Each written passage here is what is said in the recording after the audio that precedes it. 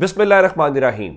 लाखों करोड़ों दुरूदो सलाम मोहम्मद मुस्तफ़ा सल्लल्लाहु अलैहि वसल्लम और आले मोहम्मद पर। मैं हूं उमर दराज गोंदल।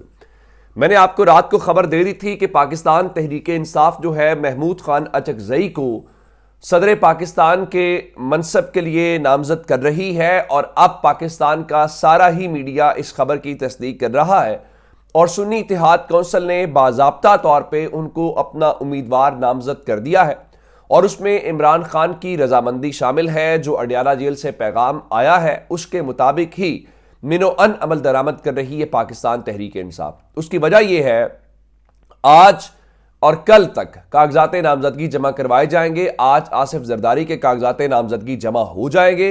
उसके बाद महमूद खान अचकजई जो हैं उनके कागजात नामजदगी उम्मीद है कि कल सुन्नी इत्तेहाद कौंसिल और पश्तूनख्वा मैप और बाकी जो सब है ये मिल के इत्तेहादी जमातें जमा करवा देंगी। सवाल सिर्फ इतना होगा कि क्या एमकेएम आसिफ जरदारी को वोट देगी? अगर आप वोट देंगे तो आप कराची वालों को क्या मुंह दिखाएंगे? आपके मैंडेट के ऊपर तो पहले ही सवाल है, लेकिन आप कराची वालों को यही कहते हैं ना कि पीपल्स पार्टी की वजह से सब कुछ है। तो अगर आप पीपल्स पार्टी को वोट करेंगे तो आप तो इसका मतलब है कि दो नंबरी लोगों के साथ करते हैं। इसका मतलब है कि क्या आप फिर महमूद खान अचकजई को वोट करेंगे? ये भी एक बात है। फिर क्या मौलाना फजलुर रहमान जो हैं उनसे कल नवाज शरीफ वफ्द की सूरत में मिले, उनको मना नहीं सके, और उसके बाद राना सनाउल्लाह कह रहे थे जी हमें उम्मीद है कि मौलाना साहब जो है वो तहरीक इंसाफ के साथ सड़कों के ऊपर नहीं निकलेंगे। अब उसके बाद आप जानते हैं कि सेनेट की कुछ नशिस्तें खाली हो गई हैं।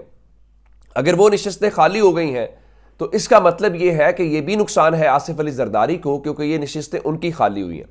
अब होता इस तरह से है कि आप जानते हैं कि वहां पे एक एक वोट इंपॉर्टेंट है, बिलखुसूस सेनेट के अंदर।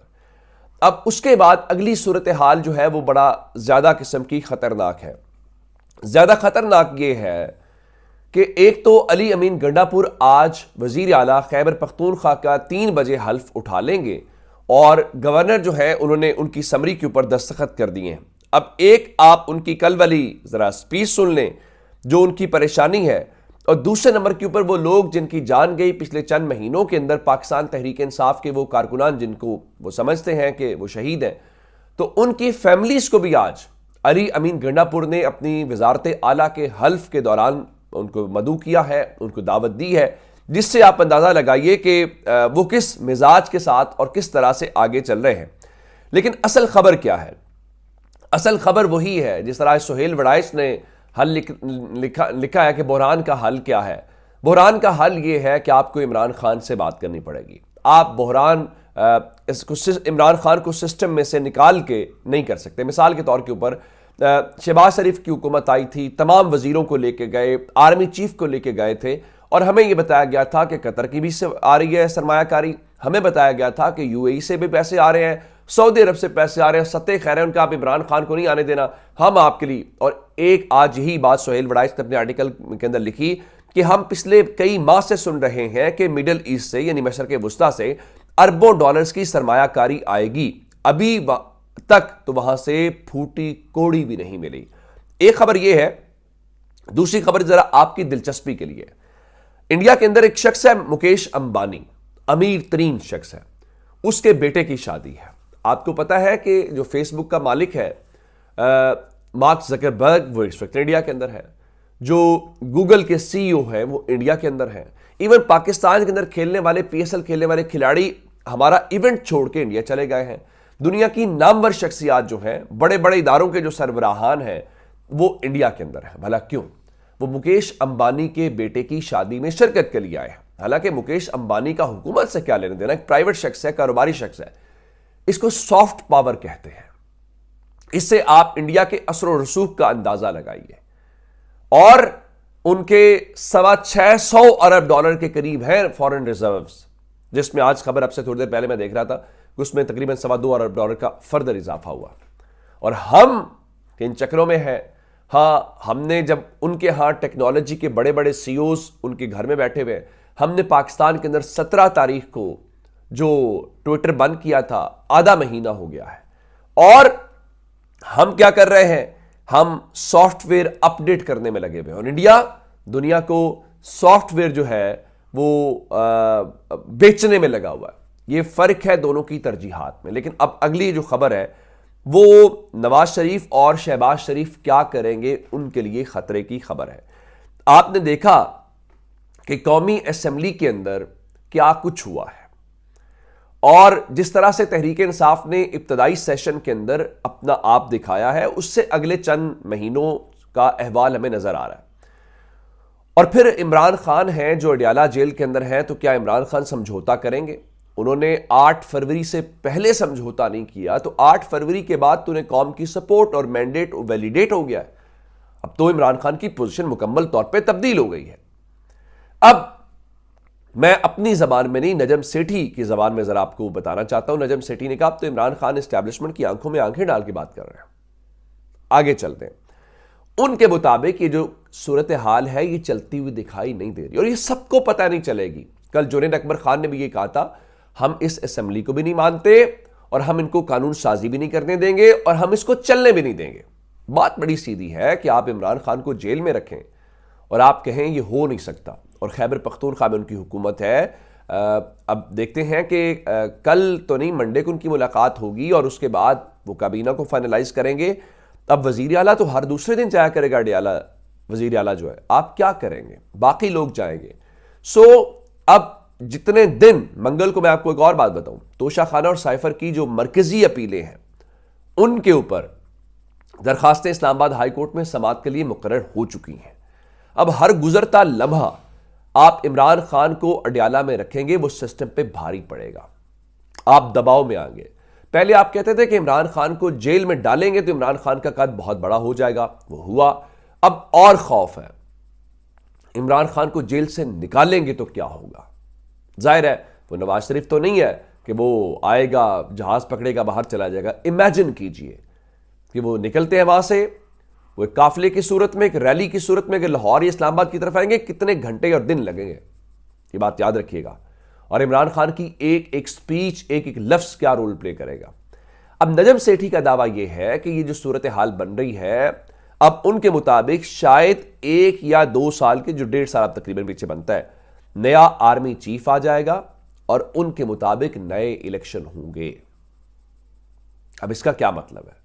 इसका मतलब यह है कि जो नवाज शरीफ और शहबाज शरीफ की सूरत में वो मैंडेट का लाशा उठाने वाला, उसका बोझ कोई नहीं उठाएगा, कोई जवाब नहीं है। आप बाकी छोड़ें।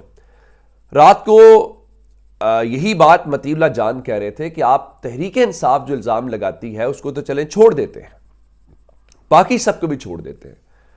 इलेक्शन कमीशन को इलेक्शन एक्ट 2017 यह पाबंद करता है कि आप 14 रोज के अंदर जो फॉर्म 45 है वो अपनी वेबसाइट के ऊपर अपलोड करेंगे। आज 2 मार्च है, 6 दिन के बाद महीना हो जाएगा इलेक्शन को। अभी तक एक हल्के का भी, नॉट अ सिंगल कॉन्स्टिट्यूएंसी, उसका फॉर्म 45 सरकारी तौर पे अपलोड नहीं हुआ। इस्लामाबाद का भी नहीं हुआ, 3 सीटें बाकी बनती हैं। वजह मतीउल्लाह जान के मुताबिक, जिसका मतलब बड़ा सादा है कि उनको पता है कि इसमें गड़बड़ हुई है, इसमें 2 नंबरी हुई है। और आप फॉर्म 45 जारी करेंगे तो इसका मतलब क्या? इसका मतलब यह है कि वो चीजें आपके गले पड़ जाएंगी और अब वो गले पड़ती हुई दिखाई दे रही हैं। मुस्लिम लीग नून कहती रही जी मौलाना साहब तहरीक इंसाफ के साथ नहीं निकलेंगे, तो तहरीक इंसाफ की तहरीक मौलाना फजलुर रहमान के मरहूने मिन्नत नहीं है। तहरीक इंसाफ यहां तक जो पहुंची है वो किसी की मदद के साथ पहुंची है? नहीं। मौलाना फजलुर रहमान हुकूमत का हिस्सा थे, पीडीएम के सरबराह थे और तहरीक इंसाफ को पूरे निजाम की मुखालफत के बावजूद, वो जो कल जुनैद अकबर कह रहे थे, हम वो कांटा मिटाकर यहां पर आए हैं, इसमें कोई शक नहीं है कि वो आग का दरिया पार करके यहां तक पहुंचे। अब अगली बात सुनिए। पाकिस्तान तहरीक इंसाफ आज मुल्कगीर एहतजाज कर रही है और वो बड़ी सादा सी बात कर रहे हैं। वो कह रहे हैं हमारा एक ही मकसद है, हम इस मुल्कगीर एहतजाज का सिर्फ एक ही मकसद है कि हमारा जो मैंडेट चोरी किया गया है वो रिवर्स करें, वो वापस करें। हम आपके साथ बात भी कर लेंगे, बाकी चीजें भी तय हो जाएंगी, लेकिन हमारा मैंडेट चोरी करके आप समझे हम आपसे बात करेंगे, वो नहीं करेंगे। और आज का दिलचस्प मामला क्या होगा? थोड़ी देर बाद लाहौर में एहतजाज शुरू हो जाएगा, तो क्या पंजाब पुलिस आज भी लोगों को मारेगी? क्या आज भी गिरफ्तार करेगी? तो इसका मतलब है ये मरीम नवाज करवाएंगी। ज़ाहिर है अब निगरान हुकूमत नहीं है ना, यहां पे गवर्नमेंट है। जो वो मरीम नवाज जिनके अपने मैंडेट के ऊपर सवाल है, वो बेशक कहती रहे जी हम मेरिट्स शफाफियत फलां फलां पे यकीन रखते हैं, पता चल जाएगा।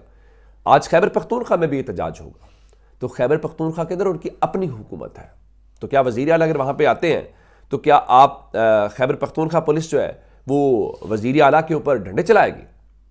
इस्लामाबाद पुलिस तो कह रही है जी इस्लामाबाद में सिक्योरिटी हाई अलर्ट और दफ़ा 144 नाफिजुल अमल है।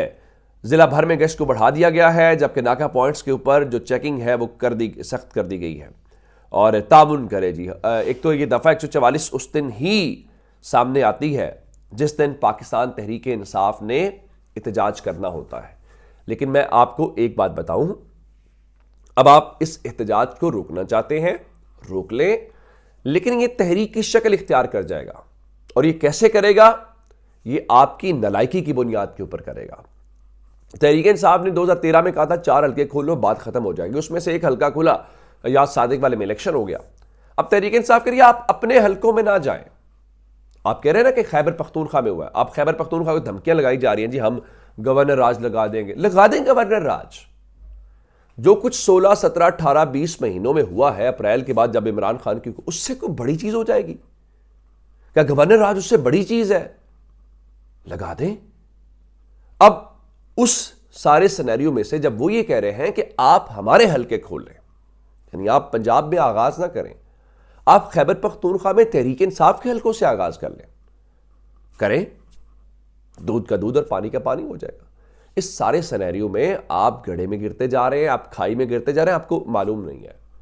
और दूसरी जानिब इमरान खान अडयाला में उसके लिए सत्य खैर है, उसके लिए विन विन सिचुएशन है। कौम का मैंडेट उसने जीत लिया, आपके मैंडेट के ऊपर सवालिया निशान है, और आगे बंद गली में आप दाखिल होते जा रहे हैं। कब तक जाते हैं आपकी मर्जी है। बहुत सारा ख्याल रखिएगा। खुदा हाफिज।